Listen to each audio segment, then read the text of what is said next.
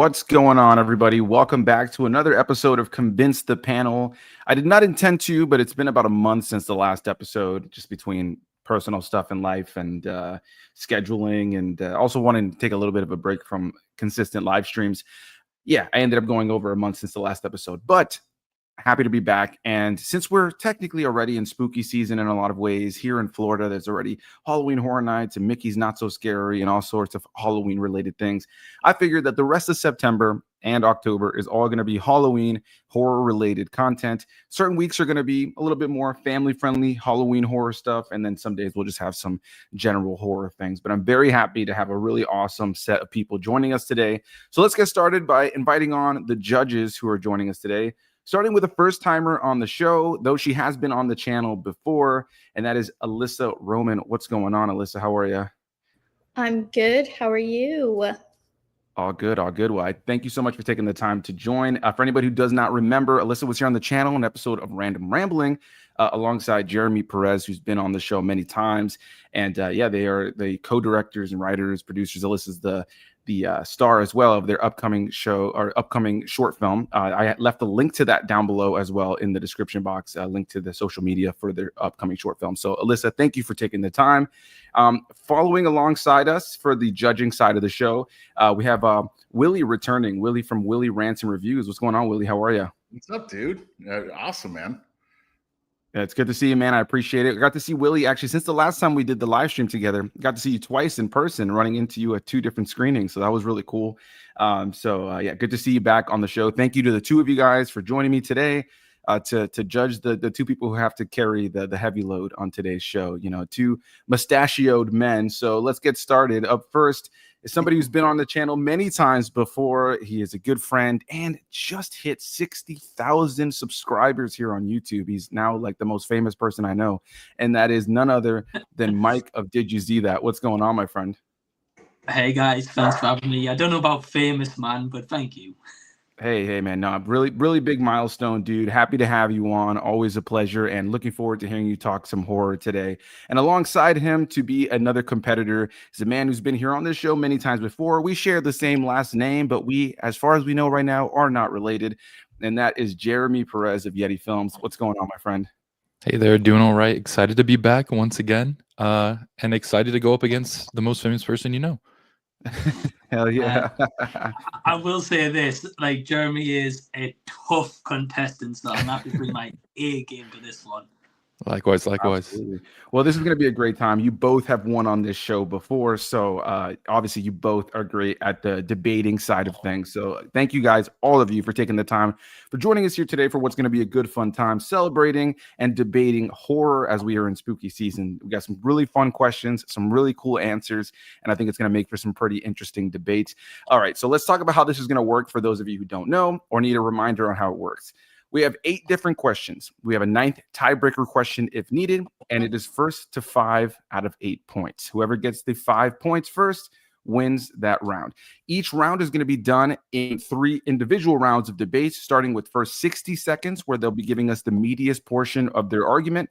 After that, they'll each get 30 seconds to have rebuttals and expand upon their argument, with a final 15 seconds where they'll be able to fully kind of just like flesh out the final bits of their argument or get a little zinger in. That's usually what everybody likes to do, get a little comedic zinger at the other person in those final 15 seconds. After that, me and the fellow judges will go one by one, voting for who we felt won that round. And then we'll see who wins that round. It should be a lot of fun. To keep things fair, though, as usual, we will be alternating who goes first as far as each round of debating. So it's not the same person starting every time. And equally, so it's not the same person having to do a tiebreaker every time amidst the judges. We will be taking turns as far as who votes first each time. So it's not the same person. So any questions on your guys' part as far as how that works? All right. Sounds good. Sounds good. Well, very happy to have you guys on. So let's get into this. It should be a lot of fun.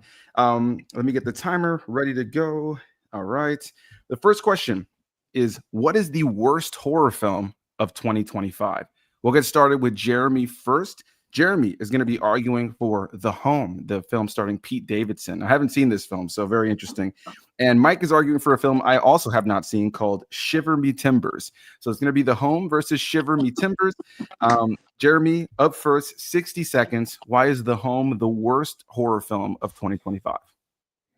All right, The Home is the worst horror film of 2025 because it stars Pete Davidson, and I wish I could just stop there, but let me use up all my time.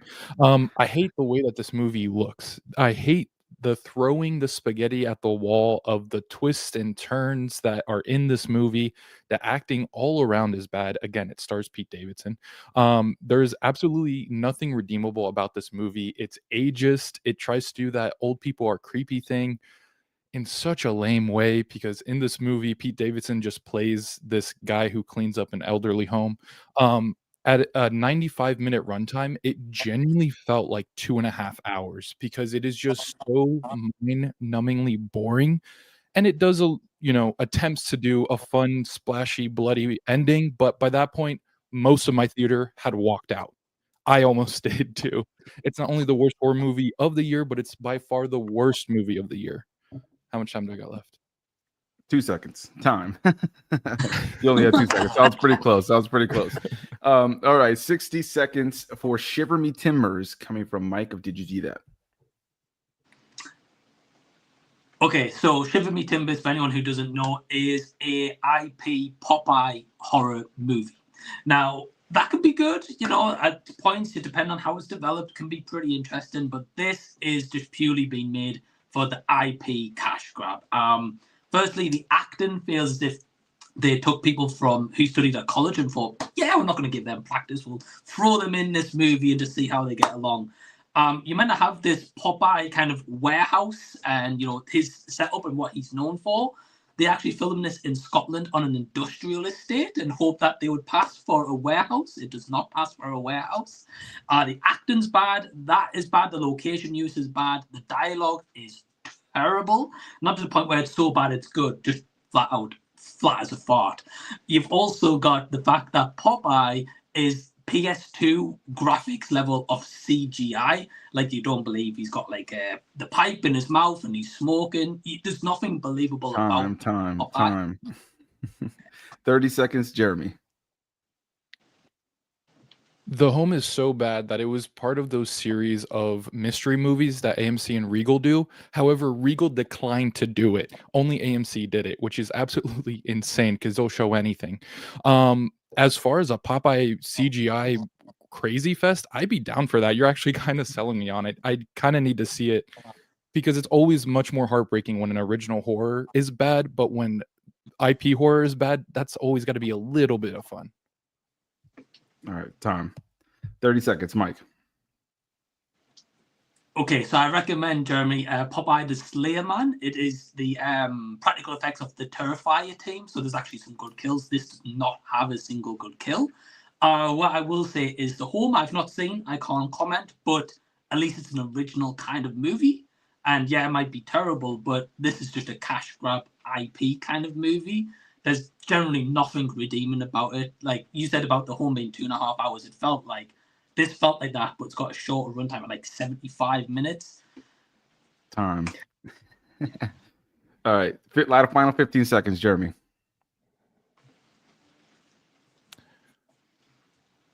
I do think we should champion original movies in general, but not when they're wannabe edgelord filmmaking and also just bad student filmmaking. It felt like somehow someone paid someone to be in the theater for this. All right, time. Final 15 seconds, Mike.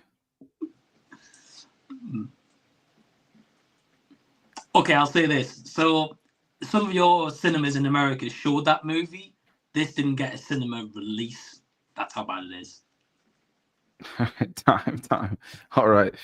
Great start to this for sure. Loved hearing both your thoughts on two movies I have not seen that both sound terrible. So Alyssa, we're going to start with you this time around. Who are you casting your vote for? Sorry, I couldn't get my mic to turn on. No, you're good. I think this round I have to go with Jeremy. Boo, but he gave a lot of reasons as to why it was a bad movie, and a lot of interesting reasons. I don't know. All right. Okay. Sounds good. So that's one for Jeremy right now. For me, I think this round, I got to give it, I think, to Mike. I think Mike made just like a little bit more of like at least the home got a theatrical release. Shiver Me Timbers is just like a cash grab, cheap. Like at least he gave the idea that the home is at least an original concept, whereas this other one is just bad all around. They both sound pretty terrible, so this could have gone either way for me. But of course, that leaves Willy with the most exciting way to start off a game, which is with having to break the tie. So who are you casting your vote for, Willy? Man, I have to tell you, I have to cast for Jeremy because that shit sounds boring as fuck. Mike, it's not your fault, dude. Your movie sounds like such shit, but it sounds like fun shit, dude. Like one of those things you just have to go check out. If you're giving me like a CGI PlayStation 2 Popeye, I gotta watch it, dude. I mean, yeah, I'm gonna hate myself after. It's like eating fucking chocolate. Like it tastes good, but you feel like guilty at the end. Yeah, I gotta go with it. Jeremy, that shit sounds like a fucking snooze fest, bro. So yeah, Jeremy wins. Sorry, dude. Mike, stop delivering so excited, dude. That did not help you this time, man. That's fair. It's fair. All right. So Jeremy wins that first point, but of course, as always, it's still anyone's game.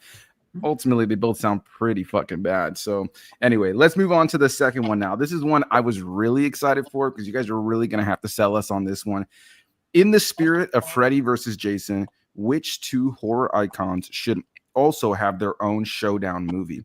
Jeremy is arguing for Chucky versus Megan, and Mike is arguing for Pinhead versus Art the Clown. Two very different films that honestly, I want to see the two of them. So Mike, we'll get started with you first, man. 60 seconds, Pinhead versus Art the Clown.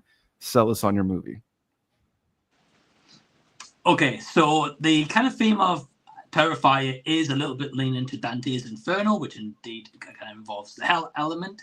Now, of course, that's where kind of Pinhead resides and his Cenobites and that kind of realm. Now, of course, you've got to have the blood with the lament configuration. So, of course, you could use the character of a bit of a mismatch also here with Sienna leading Art into drawing some of his blood to get into the Pinhead realm. And he could be like, what are you guys doing here? That kind of thing. It sounds a bit more Hulk Hogan, but never mind. But yeah, I mean, like imagine a mashup of like Pinhead versus Art the Clown when maybe Pinhead thinks, I've got this beat. Art the Clown brings his little girl clown into the mix of, Victoria, whatever the case should be. And then you got a battle of like a 3 versus 3, not just like a 1v1 kind of element. Plus Art can't die or regenerate, so you've got that exciting element into there as well. All right, time. 60 seconds for Chucky versus Megan. All right, we got the old and the new living doll icons that share so much in common. They're both witty, they're both hilarious, and they're both much deadlier than anyone would think. And with the recent Megan 2, it shows it's not afraid to like change up the genre, right? With action. So please give me what me and the people want. Give me the musical horror Mr. and Mrs. Smith version of Chucky versus Megan. Here's the pitch. Tiffany can so easily be the main villain because in this, Chucky is once again trying to get away from her.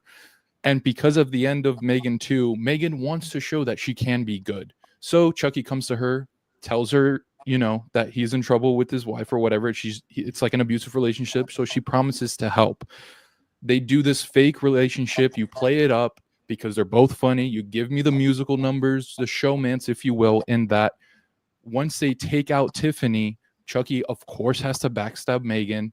Megan and now Tiffany team up against Chucky, and we get some great doll on doll on. Both of these movies sound fucking crazy. All right, 30 seconds, Mike, whenever you're ready. Okay, I'll say this about the Chucky versus Megan. I guess it's kind of like the mashup, easy enough to go for, right? I'm not saying it wouldn't be cool, but at the same time, all Chucky has to do is grab Katie, kill her, job done, right? Megan's only job is to protect Katie. She's failed the mission, she probably shut off, or she gets turned into like a little android robot in Megan too, you know. But I mean, with Pinhead and Art the Clown, you've got a mashup there that people wouldn't expect, but also one that could open realms of possibilities in the horror universe. Time. All right, 30 seconds, Jeremy. Sometimes the easy choice is the correct choice because this would make so much money. It would be so funny. You can commentate on these, versus movies, which generally they're bad, but this one could be satirical and so good. It can play into that. Meanwhile, with your characters, it could be cool, but I don't know how many people would truly be interested in it. Maybe the art side of it, but not necessarily the Pinhead side, because we haven't had a good one of those movies in forever. All right, time. 30 seconds, Mike. Sorry, or 30 or 15? 15. I'm sorry. I already lost track of where we are. Here we go. It's been a month. I'm getting my sea legs back on. All right, go for it. Okay, 2 points. Pinhead could have a revival that brings new horror fans into the Hellraiser and the existing realm. And with the Chucky argument, Megan 2 flopped at the cinema. Chucky hasn't had a theatrical movie since the remake, which was terrible. So would it succeed? All right. Time. Final 15 seconds, Jeremy. Fan base is strong for Chucky. The show is actually good. Megan, my God, it's a cult classic. You get them two together. Everyone was clamoring for this as soon as the credits roll on Megan 2. And I promise you that. All right. Time. Man, that's a tough one. You both pitched like movies I really want to see. I could see both movies really well. Man, like I didn't. Well, it's funny when Mike sent me the answers ahead of time, and he mentioned Pinhead versus Art the Clown. I didn't even really think about like how like hell based they both are, and how like much that could work in a really cool way. I now really want both of these movies, but man, Jeremy had a little bit of an upper hand because Chucky is my favorite slasher character. I know Mike knows this. He's my favorite. So I've wanted to see Chucky versus Megan. And if you've seen the Chucky TV show, they tease that in there because Chucky is watching Megan and he calls her like a bitch or something like that. So like I wanted to see that movie. So I'm going to give my point this time around to Jeremy. I think he sold me a little bit more on that. But Willy, who are you casting your vote for? I have to go with Mike. And I tried to make it part of that. It's about the argument and not the IPs, but I'm really not a Chucky or Megan fan where the IPs went. I love original Chucky. I love dark Chucky. I think it got way too campy. And Megan, every time I see her dance, I want to fucking run out the theater. So I just Jeremy's like, let's do a musical about this shit. I'm like ready to fucking blow my head off, bro. I love how there's no way you're taking the kids to see fucking Pinhead versus Art. Like that shit's gonna be fucking rated X, dude. Like I don't want to be the person on studio cleaning that fucking setup. And the fact that it's gonna get that balls to the wall bloody, and like I definitely love Art. And that's gonna be dark, man. That's some dark shit.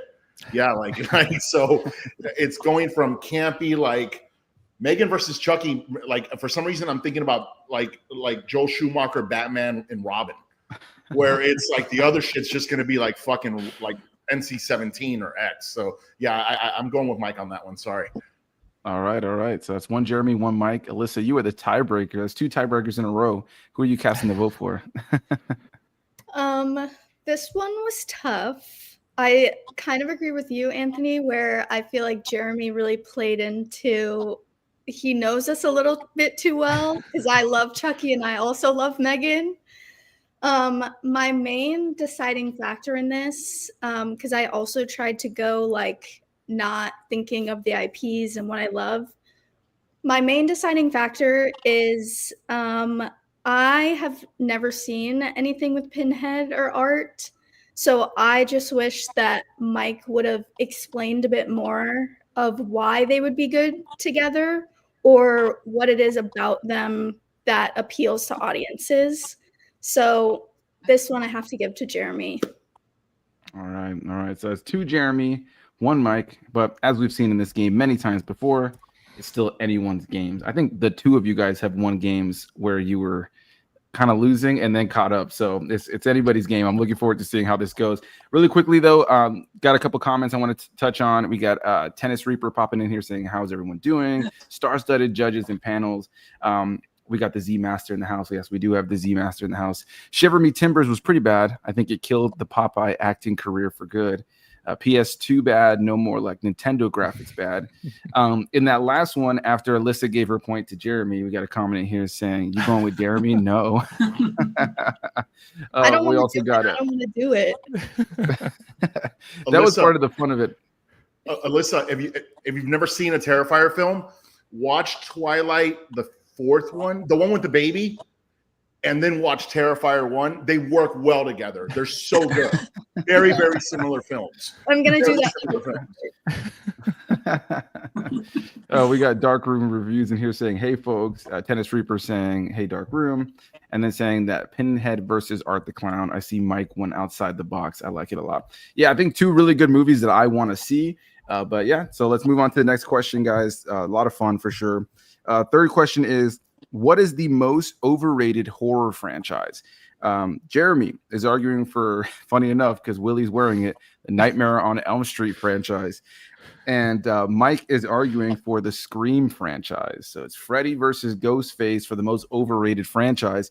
Jeremy, you're up first. 60 seconds. Why is the Nightmare on Elm Street franchise the most overrated horror franchise? All right, everyone, don't hate me, please. So outside of the first one, because we're talking about the entire franchise, the best it gets is fine as an entire film. It really just kind of rests on the laurels of some of the kills, of some of the funny bits from Freddy, and just how iconic Freddy became so early on in the franchise. But so many of those movies are just bad, genuinely. Like, I understand people love Dream Warrior. That has some good moments. If you revisit it, it's just kind of fine. I'd rather watch the first one. I don't know, just overall, as a franchise, I love the first one. But after that, there's like 9 of these in total. I went through them for the first time like 2 years ago. My God, I wish I got my time back on 8 of those. It's really unfortunate how true that is, because again, the first one's so great. You set it up very well and you could go almost anywhere, but it kind of goes in such a bland way. Or if not, it decides to kind of retcon the movie before it by doing something very, very different. So it's kind of like 60 seconds. Mike, why is the Scream franchise the most overrated horror franchise? Okay, so there's 6 of these movies, including a TV series, and it's the same shit every single time you get a Scream movie. The survivors, or they rely on Neve Campbell, Sidney Prescott to come back, and I mean, the woman keeps aging, so I mean, how many times can you bring back one character? Also, is there no imagination? So with this franchise, it's just Ghostface killer, someone with a mask and basically a black cape, that's all they wear, and terrorizing this one town. That is literally a plot for 6 movies. Is that really entertaining? No, I don't get the fan base of 6. Fair enough, maybe a few entries, but 6 of them, no. Whereas at least with Nightmare on Elm Street, they do something different with that first movie, and then The Dream Warriors is a great movie, by the way. Primetime bitch. What an iconic saying just to start one of them off. Ghostface has no famous sayings. No one cares about the killer except from the first movie. All right, time. 30 seconds, Jeremy. Both of these franchises have the first films that changed a genre immediately, so that kind of washes out. But Scream does change. In the last 2 films, they do move, kind of cities, and they do move protagonists and everything like that. And it's going to change again for outside reasons. But Scream is not afraid to do something different and also be consistent, especially with the killers. That's actually a very fun thing to kind of guess who done it. I mean, I love Clue, and this just kind of feeds into that for me. And it's a fun game to play when you're watching with your friends. Like, there's layers to enjoying the Scream franchise. 30 seconds, Mike. Okay. So they changed the killers, but anyone who likes Scream and this franchise, they love it. They only reference one killers, and that's the people from the first movie. After that, no one cares, no one remembers, whereas Freddy Krueger is an iconic horror villain, and he evolves with the movies and how they go along. He was really super serious and dark, and as it goes along, he starts to get a bit more comedic. but people love that and people laugh at that. With Scream, they went to New York. Wow, what imaginary they had in the script with going to New York. 15 seconds, Jeremy. The whole thing with Scream is that it is based in horror tropes and it does something different with it. So it had to go to New York at some point. As for Nightmare on Elm Street, it got funnier, but it's to the detriment of the franchise because it gets too campy and too unserious, just as Willy mentioned with Chucky. Final 15 seconds, Mike. Okay, the big difference is, again, Scream, someone in a mask. Freddy Krueger haunts you in your dreams, and what's more horrifying than getting someone when you sleep and you can't sleep for fear? That is an incredible concept throughout all of them. All right. Dude, really great arguments from both of you. I think you guys made some really, really good points, and two franchises I love too. So it was a tough one for me, though. I agree with a lot of criticisms you guys have for sure. Willy, you're up first this time. Who are you giving your point to? First, Anthony, I think that was a fucking awesome question. And the fact that you both guys picked Wes Craven franchises, I think it's impressive. Jeremy, in my defense, it is the first picture that I'm wearing. It's not the other one. I've thought about both of your questions before you were even trying to answer them, like years ago. Nightmare on Elm Street, I definitely what Jeremy said as far as after the first one, even Mike referencing Primetime Bitch, that's Dream Warriors. So after the first one was amazing, third one was great, but he got funny, and that killed the franchise because it was just funny after that. But I have to say, Mike, I totally get what you're saying. I have to go with Jeremy because it really was one great film, one funny film, and then it was just all whatever. Nightmare on Elm Street, Scream, I get it, dude. I'm done with them doing Scream movies because as much as I love the first film, and I don't like that the last one, the girls are getting stabbed and they're just like, hey, having fun after. Like it's like they were fucking Avengers suddenly. Like you get stabbed and like they were joking by the ambulance. I'm like, dude, you got critically stabbed like 8 times. And how many times can 2 people fucking put on the same fucking outfit? So I get it. Like Scream's got to stop. But you can tell they gave a shit making those films. You can't watch Freddy's Dead and be like, you cared about making this movie.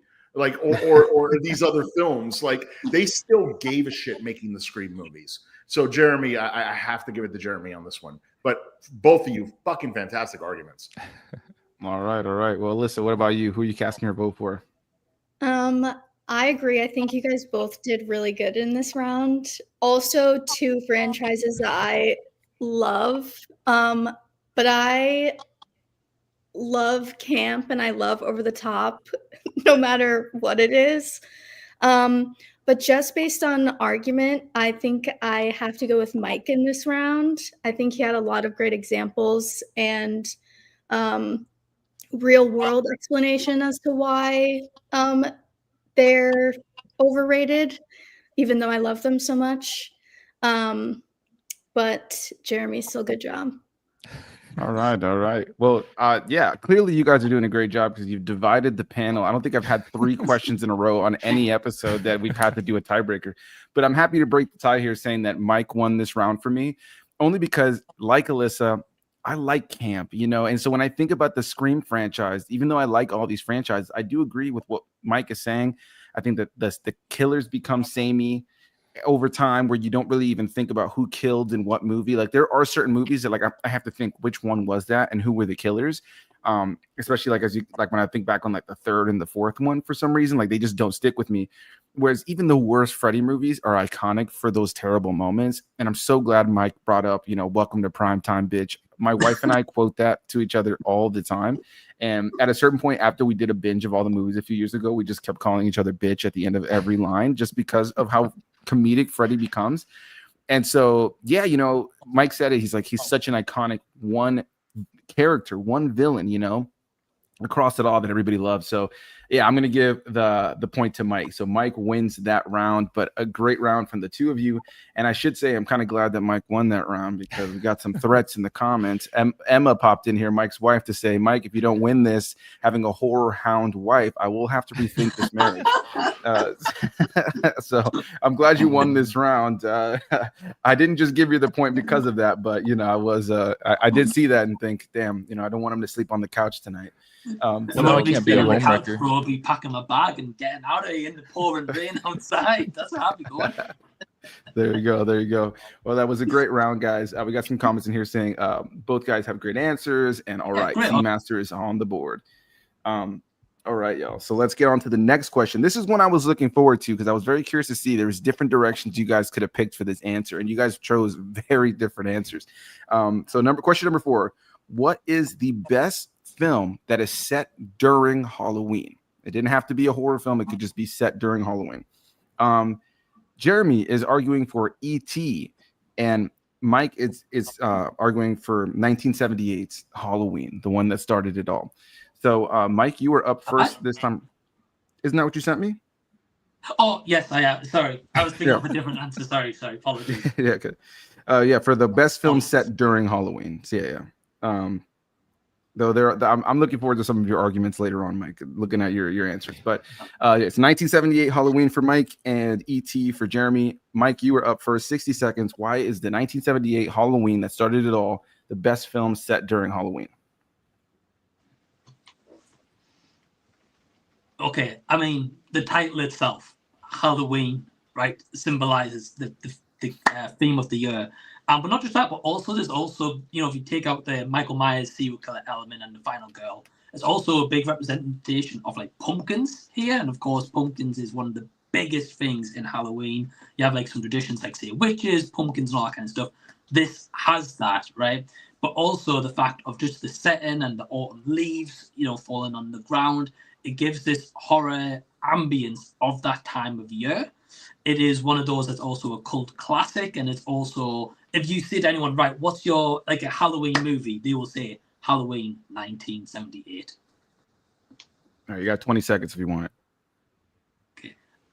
Like Michael Myers, he's iconic. Again, like, there's one of the Halloween movies where I'm pretty sure it is, he got like a pumpkin on his head, maybe. I can't remember. There's that many of them. But yeah, I'll leave it there. All right, time. 60 seconds for E.T. Jeremy. So I know it's a little bit outside of the box, but E.T. is around and during Halloween. There's a whole fun scene in it, which I'll get into later. But as a film, this is just straight up one of the best films ever made, especially when you have it set during Halloween. It's the best version of a boy and his dog archetype.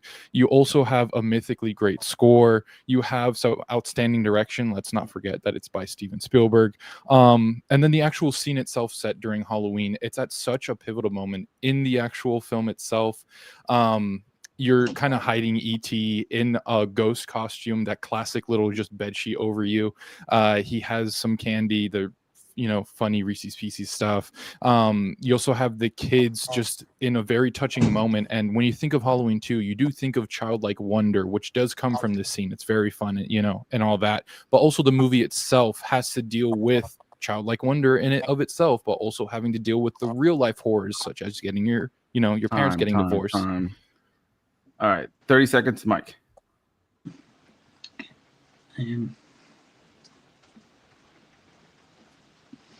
Okay, so compared to what Jeremy was saying about E.T., he was mentioning one specific reference of a scene. The whole movie is set during Halloween. Like, for example, Halloween 1978, you're not going to watch during the Easter Bunny time of the year, right? You're going to watch it at Halloween where it is creepy season. Now, speaking of the score, what Jeremy mentioned as well, this is just iconic. Like the theme song of Halloween is just iconic, and it sets in that mood of autumn. And this movie, again, it just screams Halloween, whereas E.T.'s more like a fantasy kind of movie. You can watch that any time of the year. All right. Where are we? 15 seconds, right? I'm sorry, I lost track of it again. It's not 30. Not got 30. 30 seconds. That's right. Yeah, my bad, bro. I'm fried, bro. I'm fried. Go for it. 30 seconds whenever you're ready, dude. So Halloween does mean so many things to so many people, right? You have the adult aspect of it, you have the kid aspect of it, the childhood wonder, the horrific things that you can see as an adult, which, is experiencing the other. You have the kids in ET accepting the other, right? Even though he's not that good looking of an alien, but they accept him. And then you have the adults that are absolutely terrified of him. So in and of itself, it's kind of a horror movie on that level. Sure, you can watch it any time, but you can watch any of these movies at any point. I've actually watched Halloween for the first time in like March. All right. 15 seconds now for Mike. Okay, so the main thing I take away from AT is him going off on the bike and the moon setting. Halloween, even the intro of Halloween is a big ass pumpkin in your face. That just screams Halloween itself, even before you get into the movie. All right. Time. Final 15 seconds, Jeremy.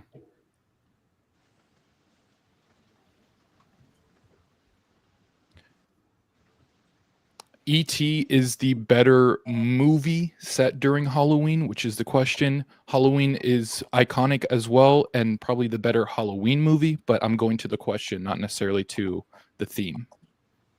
All right. Time. Yeah, that was a good one. That was a really tough one for me, honestly. I think you guys made some really good points on both sides here. So kind of glad that I get a moment to kind of think my thoughts over. So Alyssa, you're up first. Who are you casting your vote for? Oh no. I think that you guys both had really good points. Like Anthony said, I think it was interesting. You guys both took the question in different ways, I think.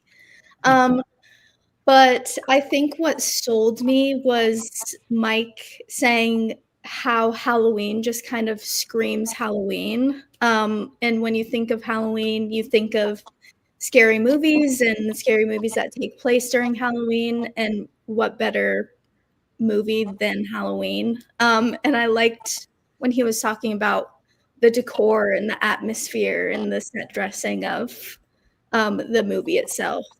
So for this one, I think I have to give it to Mike. All right. Yeah, I'll just go ahead and rip off the Band-Aid on my end and say I'm also giving that point to Mike. But I do agree with you. They both tackled it in different ways. And here's why I'm giving this point. I think Jeremy, in the first 60 seconds, was really painting why E.T. is like a great movie all around, like why it might be the better movie of the two. And I would argue it is the better movie of the two. But then it felt like you didn't give enough of like why it's also great, like set during Halloween. Obviously, the question is what was the best film set during it. But Mike talked about why it's a great film, but why it also is just like a great Halloween movie. And so it just pushed me more towards Mike. And you both talked about the music, and I'm so glad. If Mike hadn't mentioned the iconic score, then maybe it would have taken a point down. But I think like even everything from the leaves to the pumpkin theming to the setting of it all, I think that you both made really good arguments. So I'm giving the slight edge to Mike. So Mike wins that point. But as usual, still like to hear from the other judge. So Willy, who are you going to vote for? I just want to say, Jeremy, dude, that was courageous for you to swing for the fences and pull E.T. out of your ass, dude. That was impressive, dude.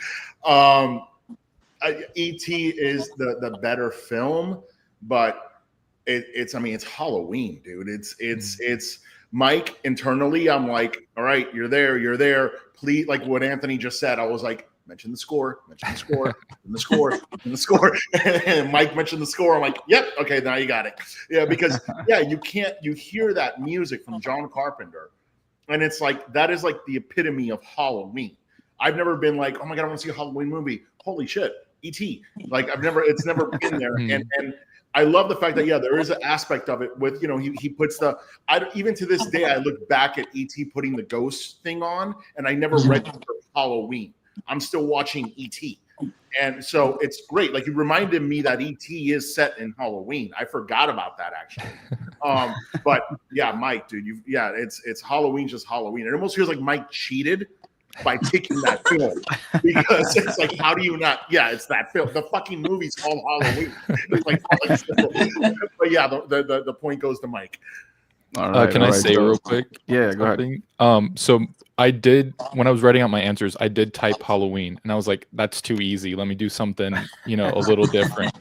I should have put it so this question should have left, but It's the right choice. It's the right choice. I think it's one of those, man. Like you think of it like immediately when like Halloween, like that or Trick or Treat. You know, I was like, oh yeah, which one? You know, but hey, man, a great argument for ET though. I did not expect that. That's great. Yeah, we got a comment in there saying that Jeremy swung for the fences. It almost hit a home run, but the outfielder caught the ball at the warning track. Kudos to him on that. Yeah, no, that was great. But great, both great arguments. Can't speak right now, but I'm really looking forward to this next question. We are officially tied though, so it's still anyone's game. This next one's going to be an interesting one because I do think one of you guys is at a disadvantage only because the other person chose an answer that's pretty interesting. So here we go. Up first. I'm sorry. Question number 5. Who is the easiest horror icon to survive? Who is the easiest one to not be killed by? Jeremy is arguing for Bruce from Jaws, the shark from Jaws, and Mike is arguing for Ghostface from the Scream franchise. So yeah, this should certainly be an interesting one. I think Jeremy, you're up first this time. 60 seconds. Why is it easier to survive Bruce from Jaws? All right, Bruce from Jaws, as we all know, is the shark from Jaws. And you know, the very easy way to not get murdered by a shark, don't live by the water. Don't go to the beach. It's so easy, in fact, that I haven't been to the beach this year, and I've been to Puerto Rico and I live in Florida. I mean, 2 beach-centric places. It's so easy to just move inland or even just not go in the water. As for Ghostface, I think that actually might be one of the more difficult ones because, as we all know from the Scream movies, Ghostface is always one of your closest friends or someone related to someone you're dating. Like, it's incredibly difficult to hide from them, especially if you move somewhere. At some point, they're going to want to visit you, you know? So in a way, if you're both moving to get away from these killers, it's easy to get away from water. It's harder to get away from someone you know. All right. 60 seconds, Mike. Okay, so Ghostface of the Scream franchise is basically just someone dressed in a mask and usually a black, like, outfit, whatever the case should be. That is quite easy because at the end of the day, it's just someone in a mask. You can catch that person if you have suspicions about people, which, I mean, in these movies, there's always someone who's a dodgy ass character. You can kind of maybe tell your friends, be like, look, this person's a bit weird, or, you know, have those inklings so you can put things in place to try catch them, single them out, isolate them to one location. Now, in Jaws, with your argument, we have seen in later Jaws movies, he has telepathy. He hunts people down in different countries and continents. Even that, Jaws can travel, right? Ghostface, I mean, is usually just in New York or Woodsboro. If you're out of there, you're fine. All right, time. 30 seconds, Jeremy. So I'm very glad that I'm arguing for Bruce because Bruce does not have the telepathy. Thankfully, it gets blown up before it can get that. As for being in Woodsboro or New York, I mean, it's a person. There are more murders by people than there are sharks statistically. Can't give you the exact numbers, but I'm pretty sure that's true. Okay, you got 10 seconds if you want it. Yeah, and if you're afraid of pools and jacuzzis, even better. Any body of water you can easily avoid. Okay, time. 30 seconds, Mike. Okay, so with this question, we're focusing on people being in these towns and they live in these towns. At some point, you're going to have some kid or parent want to go into the water for the Bruce argument. And you see in Jaws, they put signs of don't go in the water. They still go in the damn water and they meet their fate. Now, with Ghostface, again, yes, he's in the town, but if you lock your house and you have that all secured, they're not getting in and you're not leaving your house, so you got more of a chance of survival. Whereas the water, yeah, I don't think so. Time. All right, 15 seconds, Jeremy.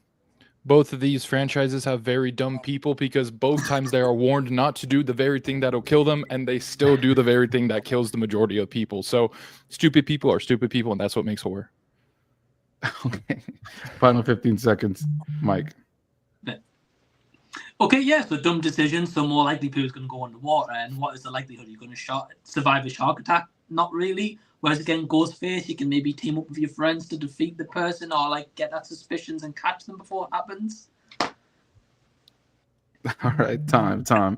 All right, that was a good one. Kind of like what Willy said about about Mike on the last one. I feel like Jeremy got a bit of a cheap shot in there. It counts, but with Bruce the Shark, because the easy argument is just stay out of the water, whereas you can't run from Ghostface really too much on land. But I do think Mike made some good arguments as to being able to figure out who it is, be able to fight them. A lot of times too, it's like not somebody who's super imposing. I always think it's funny when some big dude is taken out in Scream and held down and murdered with brute strength, and then they reveal it's the short skinny girl that was in the group. It was okay. But yeah, you guys both made really, really good arguments. I think just by default, I gotta give my point to Jeremy. I think it was a cheap shot, but I think Jeremy just made the easier argument. And anybody who knows me knows my biggest fear of all times is sharks, which keeps me 100% away from the ocean. So yeah, that's gonna be where I land my point. But Willy, what are you thinking? Fuck, I think it's cheating already too, but fuck. I wish the question was, who's the easiest killer to survive in their environment? But because it wasn't there, yeah, I get it. If I live in Arizona, I'm safe. But it's or in Orlando, I'm safe. You know what I mean? But how do you argue that? You just don't go near the water. I love Mike's arguments, but there's so many variables. There's so many things. And as you've seen the Scream movies, yeah, it's a close friend in some of them, but sometimes that second killer is some fucking person that was an extra almost, because they've done 5 fucking sequels already, So it's you run into that shit. So there's just too many variables with the Scream movies where, yeah, and you know what, Anthony, I learned something about you. We have the same fucking fear, and I love Jaws. That shit's tattooed here. He's going after Ariel, but it's fuck it. I love Jaws, but sharks scare the fuck out of me, and I don't like being in an environment that I don't know what's around me. And guess what? Jeremy fucking nailed it. Go live in fucking Kansas. Yeah, there's nothing, you can't argue that. So yeah, all right. So Jeremy. So Jeremy wins that point with the cheap shot a little bit there, but a valid one, Alyssa, though, who are you gonna cast your vote for? Well, I have to agree with you guys that it was a cheap choice, Bruce the Shark. But I was gonna give it to Jeremy. It's hard to argue. Obviously, go live in Kansas. So yeah, I was gonna go to Jeremy, but I do think that Mike still had a lot of good arguments and made a lot of good points against this cheap choice. hey, the cheap choice won the point anyway. So hey, it is what it is, I guess. All right, guys. So we'll move on to the next question now. Really quickly, we got a comment saying that Michael Myers. This one's kind of a hot take, I would say. I would add Michael Myers because you never see him run after anyone. Ghostface can flat out run. I don't think Michael Myers needs to run because that dude, he just gets his hands on everybody anyway, and he's kind of like Jason, where they don't really run, but when they get their hands on you, what do you think?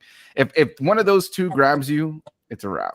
It's a wrap. At least anybody else, you can probably kind of maybe not Bruce. Bruce gets you, it's a wrap too. But Ghostface or even Freddy or Chucky, you can probably do a quick elbow to the face. You can do a field goal with Chucky. You punt him. It's fuck. How did no one pick Chucky, dude? That was my original choice, and then I thought of Bruce. Yeah, just like Mike thought of Halloween. Let's do an easy one. But it depends on the Chucky, because if you've seen the Chucky TV show, there's a point where there's a bunch of different Chuckies that all have different abilities, and there's the jacked, muscular Chucky that punches holes through people. I didn't say fucking 10. I said 1. All right, guys, moving on to the next question now, and this is going to start a little bit of a trend for Mike. Well, we've already seen a trend for Mike here with Scream, some hate for the Scream franchise. The next question is, which horror slasher has the worst movies? Jeremy is arguing for The Fisherman from the I Know What You Did Last Summer franchise.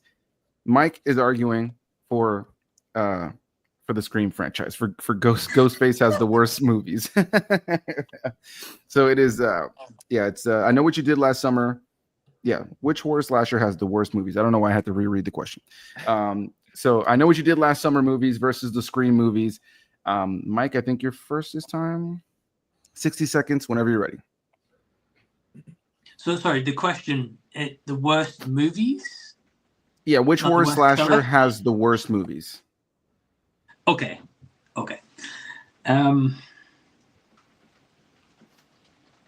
Okay, so with the Scream franchise, again, so if you take out the first movie, which is iconic, and people only remember primarily the Ghostface from that movie, the other Ghostface feel very shoehorned in. So take the latest one, for example. It's like a cousin of a cousin of a cousin who is the ultimate killer, and it just feels very lazy, feels very tacky, and a lot of the reveals feel very tacky, cheap.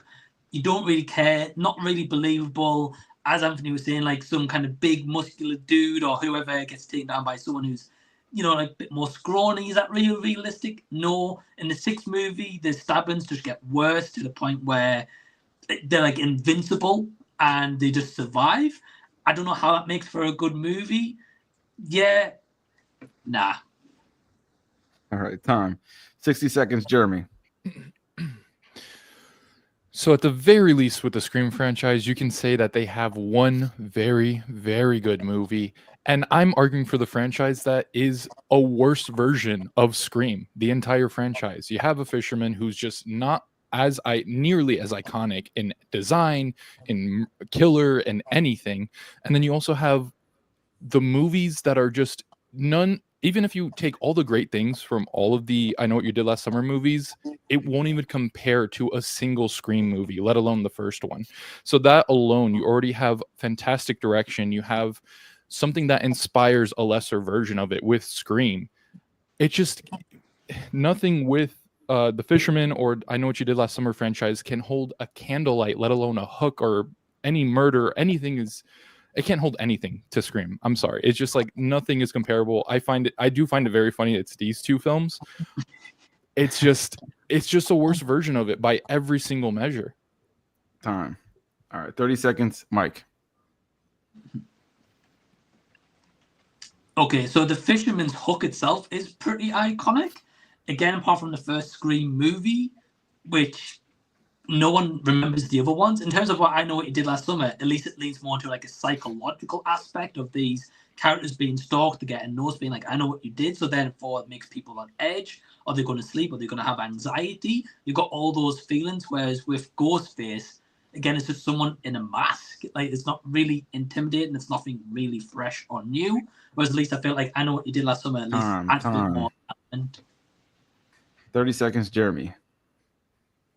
Speaking of not fresh or new, you got that I Know What You Did Last Summer franchise. It's literally just day-old fish compared to Scream. You also have the very iconic look with the mask, and also it's incredibly scary. Your best friends or someone related to your best friends are the murderer. I think that's more anxiety-inducing than just a not as good friend in the I Know What You Did Last Summer franchise. Same issues you have with Scream. 10 times that for the I Know What You Did Last Summer franchise, especially that last one. You talk about a scrawny girl that can't hold the weight. That's the reveal in the newest one. Our final 15 seconds, Mike. Yeah. So with the Scream franchise, they have to revive Neve Campbell every single entry. I mean, does she not learn to move to a different country by this point? Whereas at least I Know What You Did Last Summer are doing something a little bit different than just reviving one character every single movie. Time. All right. Final 15 seconds, Jeremy. You're right. And the I Know What You Did Last Summer franchise didn't just revive one, but two, and kind of three by bringing Michelle Gellar back and some stupid vision in the latest one. So even that's worse. All right. Great argument, guys. Great arguments. Yeah, that was an interesting one. As I was reading the question back, I was like, damn, I kind of like reworded in a little bit like which is the worst horror franchise in a subtle way. I didn't mean for it to be that way, but that's exactly what happened. But yeah, I think it was interesting, kind of like Jeremy said, that they are both very similar franchises. And, I think we can all probably recognize that I Know What You Did Last Summer was kind of like inspired by Scream for sure. Something similar for sure. Willy, you're up first. Who are you casting your vote for? Well, first I want to tell Jeremy I love Michelle Gellar. I think she's amazing in everything that she's in. She's great. She's wonderful outside yeah, of these movies. I have to cast my vote. I'm trying to make it about the argument I am, but I think it was an easy argument because to me, I Know What You Did Last Summer is kind of like the Great Value Walmart version of Scream, where it's like generic as fuck. It's there's not a lot to argue there, man. Mike, you really went for something difficult, like to argue with Scream. Yeah, no, I think Jeremy's points, they're spot on, dude. It's you're reinventing a character. You've only done 3 films in how much time? Clearly, there wasn't a need for that killer. If not, they would have had 8 films like in the Scream franchise. So yeah, it's kind of by default. I mean, I Know What You Did Last Summer. All right. So Jeremy wins 1 point there. Alyssa, you're up next. I do got to say, though, Alyssa made me laugh when Jeremy mentioned that it's like day-old fish. Alyssa just over there was cracking up. I had a similar reaction. I was like, what a comparison. Anyway, Alyssa, your turn. This one was a little difficult. I've never actually seen the I Know What You Did Last Summer movies, so I was kind of just in the dark. As far as that goes, I think both had some good arguments, but I do think it's kind of hard to argue Scream. I mean, it's such a huge franchise and has such a big fan base. And I think based on what you guys were saying about I Know What You Did Last Summer versus Scream, it does unfortunately sound like it's just a worse version. So I think this time I have to give it to Jeremy. Yeah, I do have to give it to Jeremy myself too. Jeremy already wins the point, but I'll just go ahead and add on there that I think Jeremy won that point. I think, like this comment says, Mike was swinging for the fences on this one for sure. There's definitely, I think, a little bit of a hot take on Mike's part, but definitely a good argument nonetheless. And Tennis Reaper, thank you for the super chat. Really appreciate you. Thank you. All right, guys, we are now. I just realized too, I screwed up last round. It was supposed to be Jeremy first. I sent Mike first. Mike, apologies for giving you that disadvantage, kind of. But all right, moving on to the next question. This is an interesting one. What is the best horror movie to introduce kids to horror? This I was looking forward to seeing what you guys would answer for this one. Jeremy has opted for Gremlins, the original Gremlins, and Mike is arguing for the original 1990 The Witches. So 2 very different films, but I think 2 great films for this argument. So Jeremy, you were up for 60 seconds. Why is Gremlins the best horror movie to introduce kids to horror? I mean, I was a Gremlins kid myself. You know, I just absolutely adored this and the second film. It's so very much inspired by Looney Tunes that even in the second film, I think there's like an opening by the Looney Tunes themselves that introduced the movie. But going back to the first one, this movie, speaking of any time watching a movie, I really got into it because it's a Christmas movie, but you can also watch it at Halloween. It's one of those very fun things you can do there. But it's one of those that it's much more of a family film. It's not just for kids. It's not just for adults because it has humor for parents and humor that you can grow to enjoy, but it's also just insanely fun. And the creatures themselves, the actual gremlins, are just scary enough for kids, but it's nothing like a Jason or a Freddy, you know, to really screw you up for life, I don't think. But all in all, it's another boy and his dog type of story with Billy and Gizmo right here. So you also have a very cute creature for kids to attach themselves into.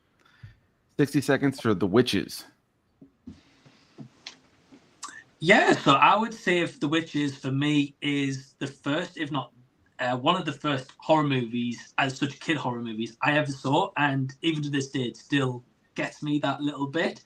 Just the fact of like witches I learned about through this movie. They're scary, the costume design, the practical effects is great, but also the fact that it has those like little mice, the characters turned into, like are still adorable. Like kids can really like that because they love animals, which, you know, I think is a great introduction point. It does have that creepy, scary factor, but also has some like nice comic relief as well. So if the kids are getting too scared, at least they've got a little bit of a comedy variance on that. Whereas I feel like with Gremlins, it's a good movie, but also could have put kids off Christmas because it is a little bit too creepy at that time of year, but also Christmas as a horror, whereas this one is more like Halloween, that horror autumn vibes with the witches, and it's based on the book, so kids could also read the book.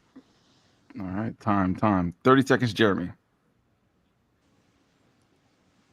I can't speak to other kids on the Christmas aspect. It made me love Christmas even more because this is just a Christmas staple for me. As for just kind of all the points that you were saying, you can apply that to Gremlins as well, because there are just so many fun things in here. The dad's an inventor, and a lot of those things I just really attach myself to. But also the creepiness of this, I think, is just so great, because even some adults get a little creeped out by it. Like, it's not necessarily the most scary thing with Gremlins, but the egg hatching scene still works as a horror scene in and of itself because the lighting is dynamic. 30 seconds, Mike. I also think with The Witches, it has a lot of heart, and also has a good messaging about family and the aunt getting closer to her nephew in that movie and then looking for him. And of course, they're going on this venture together in this brand new territory, in this element. Again, the witches themselves are creepy designs. It's a staple as such for witches before these new renditions of movies. So I feel like The Witches ultimately is a horror in itself, even nowadays, that still holds up and is creepy. Whereas again, I think time. 30 seconds, Jeremy. Gremlins does hold up visually with its creatures and everything, but it also has wonderful themes too. There's wonderful family dynamics in here.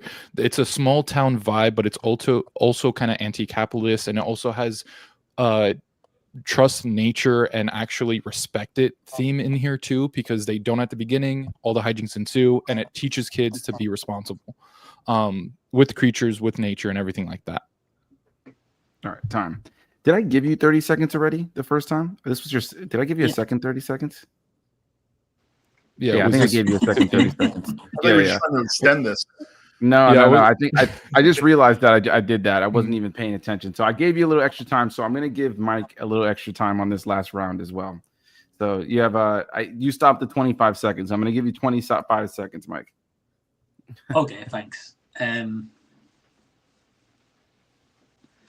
Okay, so I'll make the argument of this. Again, Gremlins is a good movie, but it's more set around Christmas. For me, if I'm going to watch Gremlins, I'm going to watch it at Christmas time. I don't consider it as a horror. I consider it like kind of like a more of a family, fun, whimsical kind of movie. Whereas The Witches, you're not putting that on at Christmas. This is straight out a kid's horror movie. All right, time. Yeah, my bad, guys. Freaking, I stayed up late last night, and my brain is just not turned on. I had a big old glass of black cold brew, and that has not helped at all. So, here we are, just winging it. You guys are seeing it live. This is the stuff that happens in between the edits when I'm filming too. Yeah, you guys both chose really, really good choices here. Like, this was a tough one for me to try to figure out. But yeah, I think Alyssa, you're up first this time. Who are you casting your vote for? This one was hard. I think that both of you guys had very good arguments and kind of similar arguments as well.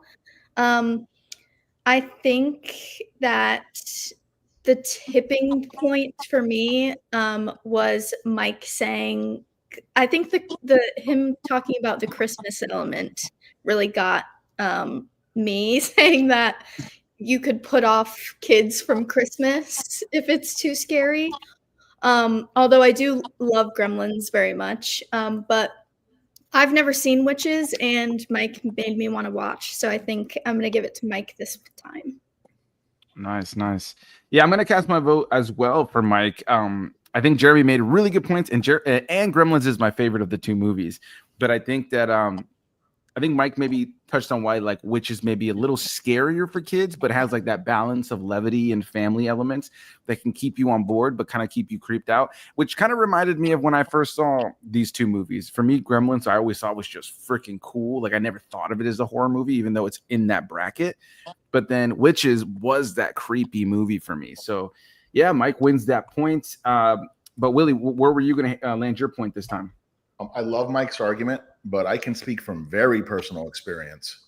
not just having a daughter that I had to raise and introduce to horror, that she loves horror, by the way, but also being a 6-year-old kid that saw Gremlins when it came out. I hate to age myself with that. That movie scared the fuck out of me, dude. That movie was creepy as hell, but it didn't traumatize me. Watching Nightmare on Elm Street when I was 7 traumatized me. But there was something, what Jeremy was bringing up that was a really good balance was the fact that you had Gizmo that is fun and cute, and you can like latch on to that. But the egg scene, the gremlin scene, Spike, like having those little things pop out when the fountain came down on him. That's some traumatizing shit when you're 6, dude. So my point goes to Jeremy. Even though I will say I'm disappointed in both of you guys for not picking Human Centipede. That's a good movie to introduce kids to. That's a way to introduce to horror for sure. Is that what you did with your daughter? Hell yeah, man. That's the shit right there. All right. Well, we'll check on your daughter's well-being in about 10 years. No, it's not that. No, I'm just kidding. All right, guys. So that means it's still anybody's game, but I forgot to mention at the start of the last question that if Jeremy won that point, he would have won the game. So this is a situation where if Jeremy wins this next point, he does win the game. But if Mike wins the next point, then we will go into the tiebreaker round. And so it's still anybody's game. So with that said, let's move into what could be the last question, but we'll see. And that is, what is the best horror film of 2025? Jeremy is going to be arguing for Sinners, the Ryan Coogler film. And Mike is going to be arguing for Grafted. I haven't seen Grafted, so I'm looking forward to hearing this argument for sure. So 60 seconds, Mike, whenever you're ready for Grafted.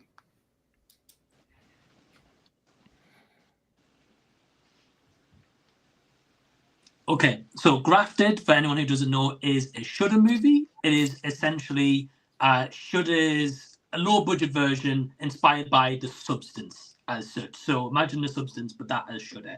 So firstly, it's a vulnerable movie in terms of this girl is a Chinese lady and she goes over to Australia, New Zealand to live. So immediately she's out of her comfort zone, got to learn a different language firstly. Also, her dad dies in the first 5 minutes. No bit of a spoiler, but I have to explain. And immediately she is in this very vulnerable position.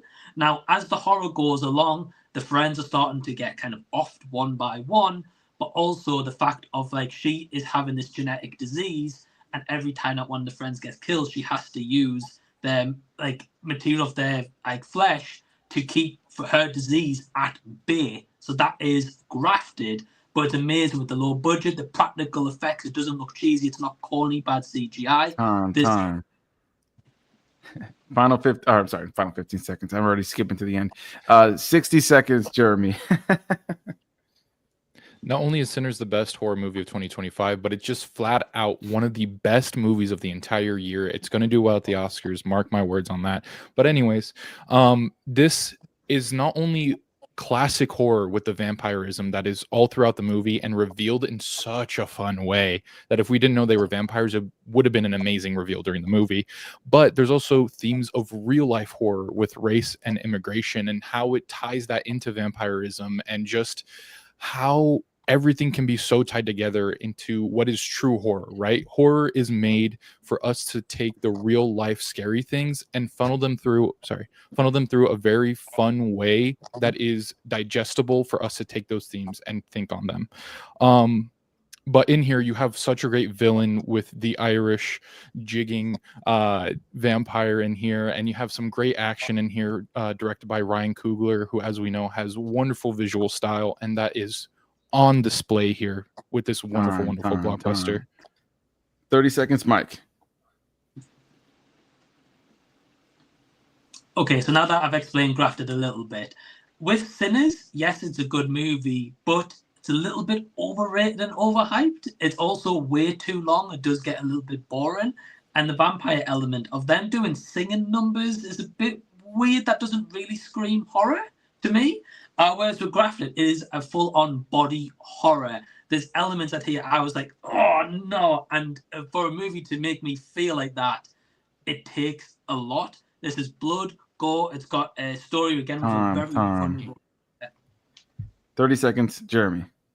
The singing element here just really plays on the chanting and seducing aspects that can come from vampirism. So it's just an evolution of that in such an interesting way. Meanwhile, it sounds like your movie sounds like, of course, The Substance, but also like another horror movie that came out this year called The Stepsister, which is yet another variant of The Substance. Not saying that that's fully against it, but I just feel like we're starting to get a lot of those types of movies, whereas Sinners brought classic things and really infused it with something new, with great acting, with great score, with great music, Time. Final 15 seconds, Mike.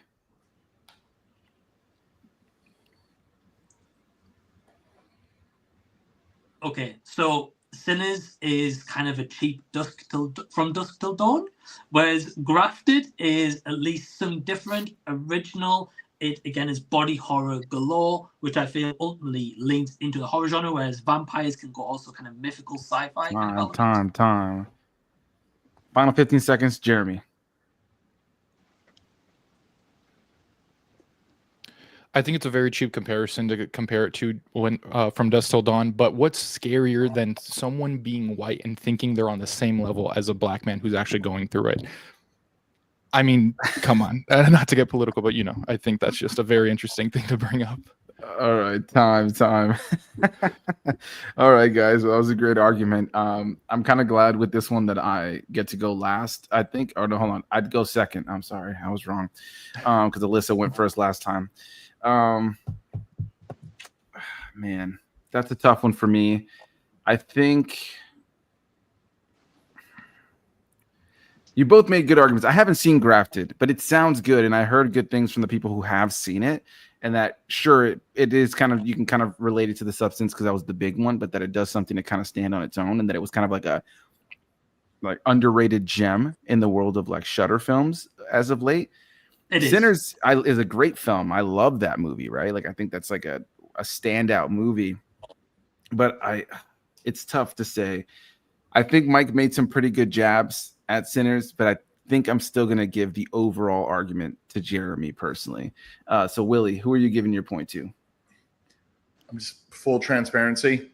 I started this round already leaning towards Mike because I wanted this to go longer and I didn't want to just end it.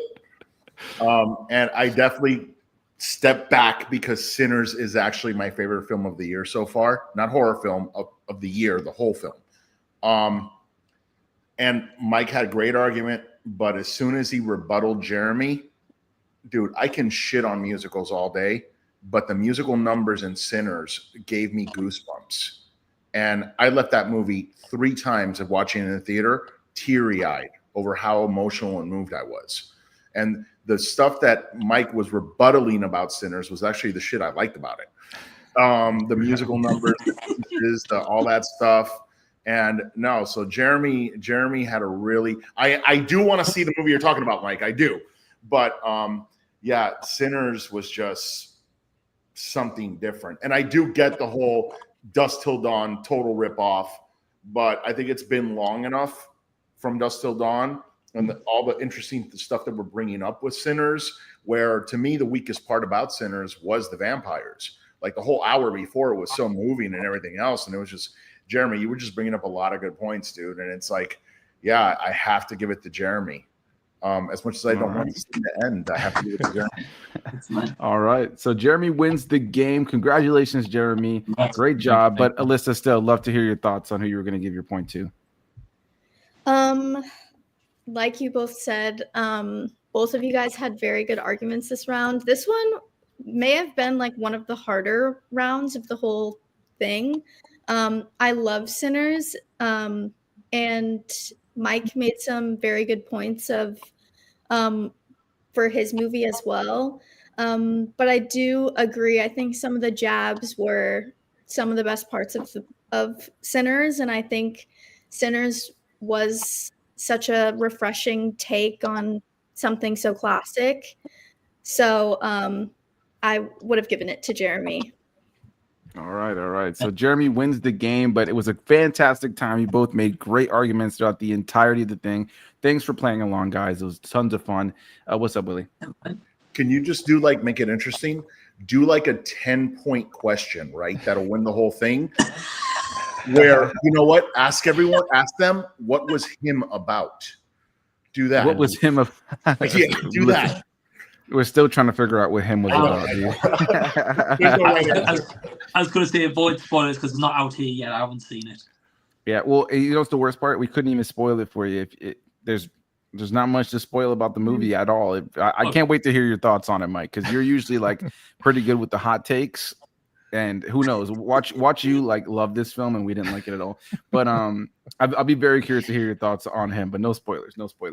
But with all that said, thank you so much, all of you guys, for joining today. Everybody who watched live or watched after the fact, thank you so much. Thanks for chiming in the comments and joining us. It's a lot of fun. Sorry for me being all over the place as the host here. I'm going to try to tighten up the ship a little bit more in the coming weeks. It's been a few weeks off of this, so I feel like my brain wasn't ready to host a show just yet. But I'll be more awake next time. But as usual, though, I want to use this moment to again congratulate Jeremy, but also kind of give everybody a moment to plug what they're working on. Alyssa, I know you don't have like a YouTube channel or something like that, but you are a filmmaker, an actress. You work on film. Anything you want to plug or tell people about? Obviously, your short film as well, which the link to the social media for their short film is down below. So yeah, Alyssa, feel free to take the floor for a second if you'd like. Yeah, you can I guess follow along with me on my social. It's just Alyssa Roman, but other than that, I'm just continuing to work in the film industry and making my own projects at the same time. So if you want to follow along, you can follow me there and follow our short film, If I May, which will hopefully be out really soon. I'm excited for everyone to see it. So. That's awesome. Yeah, I'm looking forward to checking it out for sure. You know, we got to talk about it here on the channel. So yeah, definitely go down below. The link to Alyssa's Instagram and to If I May's Instagram is down there. So definitely go give that some love. Willy, what about you? Anything you want to plug over on your channel? Yeah, no. Just I just released my him review, which was interesting. I'm still trying to figure out what the movie was about, but I reviewed it. Anthony, I'm surprised. I know the movie was confusing because Anthony, you can see him at the theater, and 10 minutes later, his review's freaking up. I don't know how the hell he does that shit, but even he was confused about the movie. So yeah, that says something. I'm going up to Indiana, Shelbyville. We have a film festival that I'm a co-founder of called Cinema Scares, and we have a bunch of exciting movies we're playing, and then coming back here and just continuing the grind. And I'm so grateful, Anthony, for you having me back on here. Alyssa, I can't wait to see your stuff.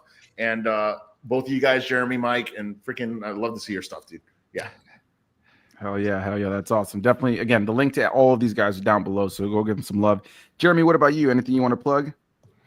Yeah, If I May, hopefully we'll get that out soon. We're still in heavy post-production for it. But yeah, I had my him review come out. I'm also going through every single Paul Thomas Anderson movie for one battle after another. So I have those mini reviews out too. Just kind of trying to post almost every day now, like little mini reviews here and there. So definitely check it out on Yeti Films. But thank you to everyone. Thank you to Mike. Great contestant to go up against. This was a really, really fun time. So Anthony, please have me back anytime.